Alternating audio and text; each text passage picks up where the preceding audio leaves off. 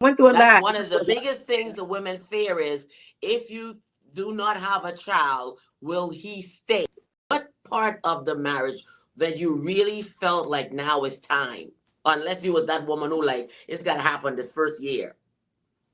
Well, it was the pressure around me, honestly, and the questions. Everybody kept saying, "Well, when you going?" And I honestly thought it was my husband. It's Hmm. him. There's nothing wrong with me. I don't know what's going on.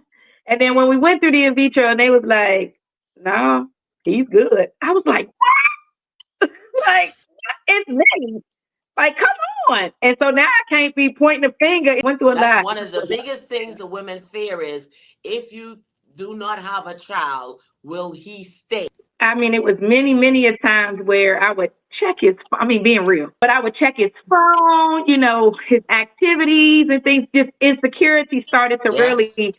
set in. And I, because I can't have this. And honestly, my husband could care less if we had kids. So it was Hmm. me. It was just something, a story that I was just making up in my mind. And I was Right. also putting stress on myself that I didn't need to put on myself because I wanted this one thing. And then to me, as I look at it now, I probably wouldn't admit it to my husband. I started most of those arguments. I started most of the issues, because of something within me, and he was fine. He could just go out and have one with somebody, and I don't even know about it. So all these thoughts will come. I mean, we're human. Who hasn't, felt those way? Even the men feel the same way too when the wife can't have children. It has everyone thinking. So things can go Yeah. to some great extremes when faced with such pressure.